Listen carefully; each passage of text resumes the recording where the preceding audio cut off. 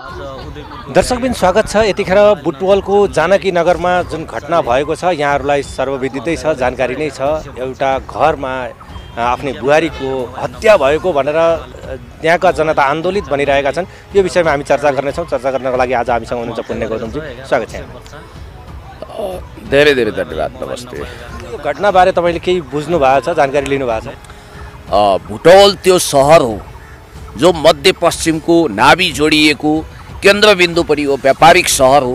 तिनाउ नदीको किनारमा रहेको त्यो सुन्दर सहर जहाँ सिरसिर हावा चल्छ र गर्मीपनको कम महसुस हुन्छ हो। त्यो बुटवलमा यस्तो कुरूप घटना घट्ला भनेर कसैले सपनामा पनि चिताउन सक्दैन। त्यो पनि जानकी नगर भनेको बहुत सभ्य, इमान्दार, शान्तिप्रिय मान्छे बसोबास गर्ने ठाउँ हो, जहाँ ससुरा र बुहारीको बिचको सम्बन्ध भनेको पिता र पुत्री समान हुन्छ, बाउ छोरी समान हुन्छ। त्यो ठाउँमा जानकी नगरमा आज एउटा बुहारीले दिन दहाडै मृत्युवरण गर्नु परेको छ, त्यो पनि आत्महत्याको नाममा। म स्तब्ध भएँ, खङ्ग्रङ्गै भएँ, अचम्म लाग्यो।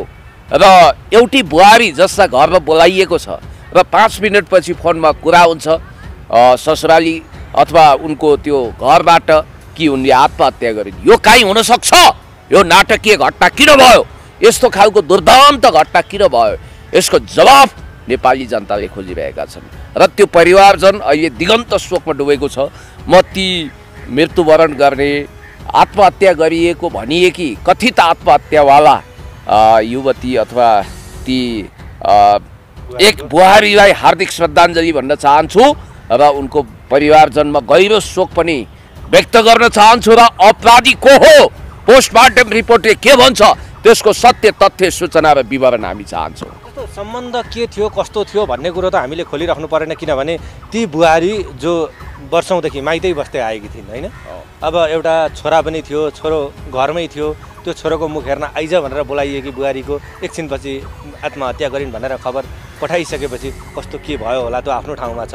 तर सम्बन्ध भने चाहिँ त्यति राम्रो सुमधुर पहिलेदेखि नै थिएन भन्ने कुरो यसले छर्लङ्ग पार्छ, होइन र? यही कुरो त हो। सम्बन्ध बिग्रियो होला, पति पत्नीको बिचमा हुनुपर्ने रिलेसन भएन होला, ससुरा बुहारीको सम्बन्ध सुमधुर भएन होला, अनि त्यसको कारणले गर्दा एउटी चेली, एउटी केही गरौँ लाउँ खाउँ भन्ने उमेरकी चेलीलाई त्यसरी कथित आत्महत्याबाट सिद्धाउनु भनेको यो चान्जुने कुरो होइन।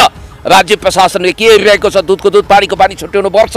किनभने मैले बारम्बार भनेको छु, अपराधी कसैको दाई हुँदैन, भाइ हुँदैन, दिदी हुँदैन, बहिनी हुँदैन, अपराधीको कुनै भाषा हुँदैन, भेष हुँदैन, देश हुँदैन। र अपराधी भनेको अपराधी हो। आकाश पाताल, 2 पाताल, यत्र तत्र सर्वत्र 3 लोक 14 भुवनबाट खोजेर भने पनि त्यो अपराधमा संलग्न भएकाहरू जसको हात रगतले कटकटिएको छ उनीहरूलाई 2 पाताल खोजेर भने पनि कानुनले उसको कठालो समाउनुपर्छ, कडाभन्दा कडा सजाय दिनुपर्छ भनेर मैले बहुत स्पष्ट भाषामा भनेको छु। र त्यहाँको बुटवलको जिल्ला प्रहरी कार्यालय, सम्मानित अदालत, सबै सरकारवाला निकायलाई पनि यसमा म आह्वान र अपिल गर्न चाहन्छु। हामीले एउटा SMS गरेको, कोही साथीसँग च्याट गरेको चाहिँ फेला पारेका छौँ, होइन? जसमा चाहिँ भनिएको छ माइत गयो भने घर जा भन्छन्, घर गयो भने माइत जा भन्छन्, म के गरौँ, मरु कि बाँचौँ भनेर कोही साथीसँग कुराकानी गरेको च्याट चाहिँ बाहिरिएको छ। त्यसलाई चाहिँ तपाईँले कसरी हेर्नु? यो एक हिसाबले भन्नुपर्दा कतिपय चेलीहरूको दुर्दान्त पीडा हो। यो घरमा बस्यो, एक हिसाबले भन्नुपर्दा तेरै माइती जा, त यहाँ किन आयो कि भन्ने, अनि माइती बस्दाखेरि घरै जा भन्ने। उनी कहाँ जाउन् बिचरा? न उनमा माइतीले बुहारीको छोरीको रूपमा स्वीकार गर्छ, न घरले बुहारीको रूपमा स्वीकार गर्छ। घर न घाट, ओल्लो घर न पल्लो तिर भएपछि मान्छेमा मानसिक रूपमा विक्षिप्तता हुन्छ, विचलन हुन्छ, उसलाई जिन्दगीदेखि हार्न सक्छन्, थाक्न सक्छन्। र एकछिनको लागि यही पीडाले मानौँ उनले ह्याङ्गिङ गरेको, आत्महत्या गरेको हो भने पनि त त्यसलाई कानुन तथ्य प्रमाणले पुष्टि गर्नु पर्यो, पोस्टमार्टम रिपोर्ट आउनु पर्यो। ल आत्महत्या भनिदियो, सिद्धियो, फाइल बन्द, यो हुनै सक्दैन। त्यस कारणले गर्दाखेरि यसको विषयमा दुधको दुध पानीको पानी छुट्याउनु पर्छ। र यो उनको मात्रै होइन, धेरै चेलीहरूको पीडा हो। कोहीले धरे धारण गर्छन्, समय परिस्थिति कोर्छन्, कोहीले सक्दैनन्, त्यो बेग्लै कुरा हो। र यो बुटवलको जो घटना घट्यो, बुटवल म पनि बसेको ठाउँ हो। आत्महत्या गरिन् पनि कसरी भनौँ, किनभने म अब विदेश जान्छु, कमाउँछु, आफ्नो जिन्दगी सुधार्छु भनेर चाहिँ लगभग अन्तिम तयारीमा पनि थिइन् उनी। विदेश जान्छु भनेकी थिइन् भन्ने लगभग कुराहरू पनि बाहिरिएका छन्। भनेपछि त उनले त त्यो मर्छु भन्ने सोच त नबनाएको होला नि त। विदेश गएर कमाएर मेरो जिन्दगी बनाउँछु भन्ने सोच बनाएको व्यक्तिले कसरी आत्महत्या गर्ने? त्यो भनेको त अन्तिम विकल्प हो, जहाँ म केही गर्न सक्दिनँ अब यो दुनियाँमा भनेपछि मात्रै मान्छेले चाहिँ आत्महत्याको बाटो रोज्ने हो। तर यहाँ त उनी कमाउने बाटो, आफ्नो जिन्दगी सुधार्नेतर्फ त सोचेको देखिन्छ नि त। 84 लाख जुनियरमध्ये सबैभन्दा उत्कृष्ट जीवन मान्छेहरू चिना कुण्डली किन हेराउँछन् नजाने मलाई थाहा छैन। तर भनिन्छ अब देवदेवताको अस्तित्व स्वीकार गर्नेहरूले के भन्छन् भने देवता पछिको 84 लाख जुनीमध्येको सर्वोत्कृष्ट जीवन मान्छेको। अनि मान्छेले एक बारमा प्राप्त गरेको अमूल्य जीवनलाई जतिसुकै पीडा दुःख कष्ट सपनाहरू समाप्त भए पनि हत्तपत्त समाप्त गर्दैन, किनभने मौका आउँछ पर्खिँदैन, भएको कुलो फर्किँदैन। एक बारको जुनीमा यो ग्रहलाई टाटा बाई बाई अलविदा गरिसकेपछि के हो भन्ने हुन्छ। उनी जीवनसँग हार्ने थाक्ने जीवन सङ्घर्षबाट चाँडै पलायन हुने टाइपकी युवती थिएनन्। उनी त्यो बुहारी थिएनन् जसले नौडारी फत्रके गलाओस्, ओठ तालु खङ्ग्रङ्गै सुकाओस्। र तपाईँले भने जस्तै उनीसँग हजार सपना थिए, जिजीविसा थिए, आफ्नो परिवार आफ्नो घर सुखी राख्ने, विदेश जाने, आर्थिक रूपमा जो गर्ने, आफूलाई सक्षम बनाउने उनका सपनाहरू हुँदाहुँदै जिजीविसा हुँदाहुँदै कुनै पनि मान्छेले आत्महत्या गर्छ, कुनै पनि स्त्रीले आत्महत्या गर्छन् भनेर सोच्नु फकटिया कुरा हो। अब कहिलेकाहीँ आवेशपूर्ण तरिकाले पागलपन सवार भएर मान्छेले क्षणिक त्यस्तो खालको दुर्भाग्यपूर्ण डिसिजन गरेका विलक्षण घटनाहरू पनि छन्, त्यो अपवादको रूपमा आएका छन्। त्यसमा पनि त तथ्य र प्रमाणले पुष्टि गर्नु पर्यो। हामी चाहन्छौँ यो घटनामा त्यस्तो नभएको होस्। र एउटै कुरो के हो भने उनलाई कतै त्यो उनको घर परिवारमा आँखाको कसिङ्गर भएको हुनाले उनलाई सदाको निम्ति पन्साउने चेष्टा त गरिएन। सदाको निम्ति उनले यो खालको निर्दयी फैसला लिइन् भनेर अफवाह फैलाएर उनलाई समाप्त त पारिएको होइन भनेर बेनिफिट अफ डाउट शङ्काको सुई त्यता तेर्साउन मिल्छ। अब अनुसन्धानको सुई कता तेर्सिन्छ, कम्पास कता घुम्छ यो मलाई थाहा छैन। तर एउटा कुरा पक्का हो, तपाईँलाई म प्रष्ट भनिदिन्छु कि उनी जीवनदेखि हार्ने थाक्ने, कलिलै उमेरमा हजार सपनाहरूलाई बलि चढाउने, जिन्दगीदेखि सधैँको निम्ति टाटा बाई बाई गर्ने टाइपकी स्त्री थिएनन्।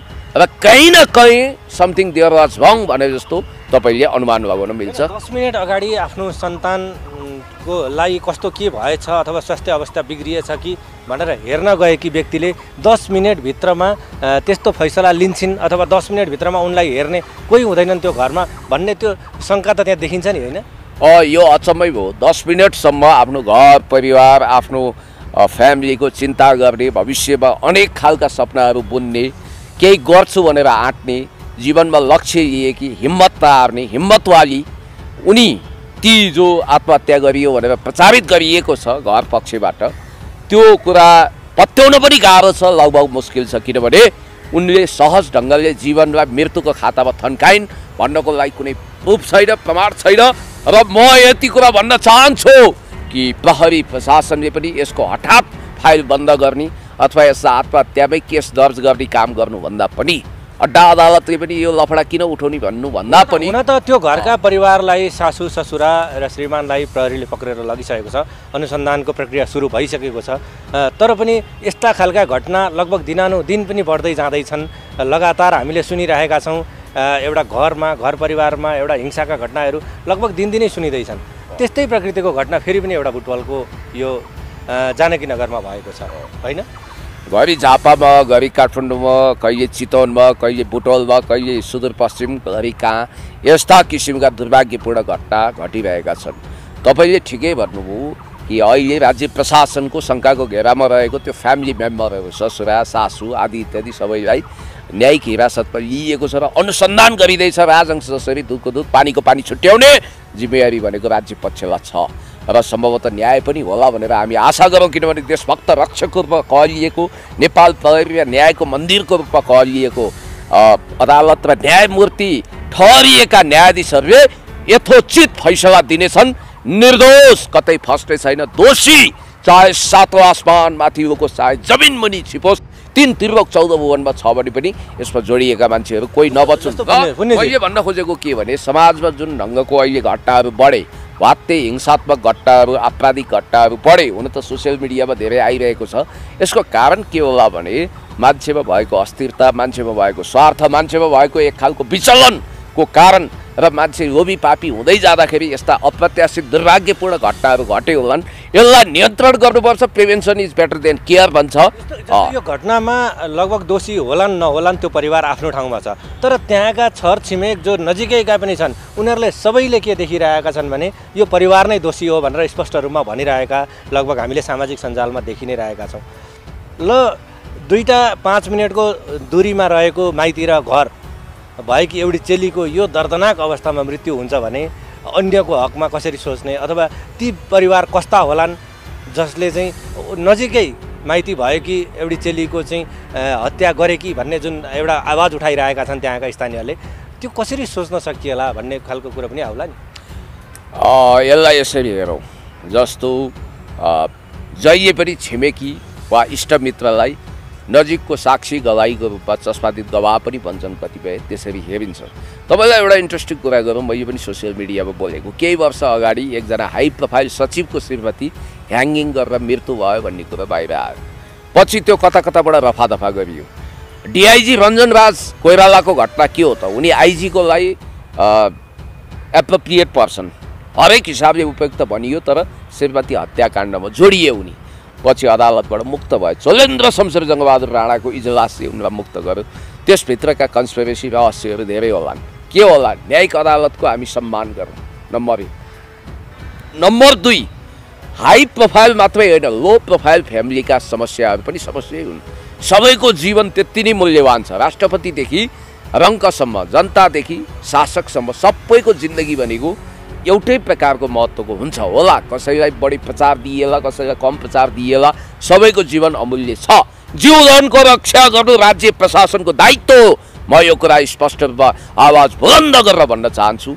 र यो मेसुमा जुन ढङ्गले बुटौलमा एउटा घटना घट्यो त्यो दुर्भाग्यपूर्ण हो। कठैबाट उनको कारणले खुकुरीको चोट अचानकले जान्दछ भने जस्तो पीडा शोकको लहर कति छाएको होला त्यो परिवारमा। र यो प्रकारले मान्छेको जीवनै समाप्त हुने जुन खालको प्रपञ्च छ यो एकदमै खतरनाक छ। र यसमा दोषी ठहर भएकाहरूलाई सख्त कारवाही गर्नुपर्छ। महत्त्वपूर्ण संवादको लागि यहाँलाई धेरै धेरै धन्यवाद। म तपाईँलाई धेरै धेरै धन्यवाद दिन्छु। यस्तै प्रकृतिको घटना 1 वर्ष अगाडि चितवनमा पनि घट्यो, बाहिर फेर पनि घटिरहेको छ। र यो अझ मध्य तराई मधेसमा त दहेज दाइजो प्रथाको कारण बुहारीले चित्तबुझ्दो दाइजो ल्याइनन् भने अब त्यहाँ ग्यासै खोलेर बुहारी नै जलाएर मार्ने घटना, एसिड हान्ने घटना पनि सार्वजनिक भएको छ। र यो विभिन्न प्रकृतिको बुहारीमाथि प्रताडना गर्ने, जबकि तपाईँलाई थाहा छ आफ्नो जन्मघर छोडेर रुँदै कराउँदै आफ्नो श्रीमानको घर आउने हर बुहारी भनेको बुहारी मात्रै होइन छोरी हुन्। तिनीहरूलाई ससुरा बाजेले गर्नुपर्ने व्यवहार भनेको वास्तवमै छोरी समानको हुनुपर्छ, तर यहाँ विभेद नगरियोस्, यो कन्सर्न म राख्न चाहन्छु। र यस्तो घटना अब यो पृथ्वी तल कहीँ पनि नहोस्, म यही भन्न चाहन्छु। Thank you.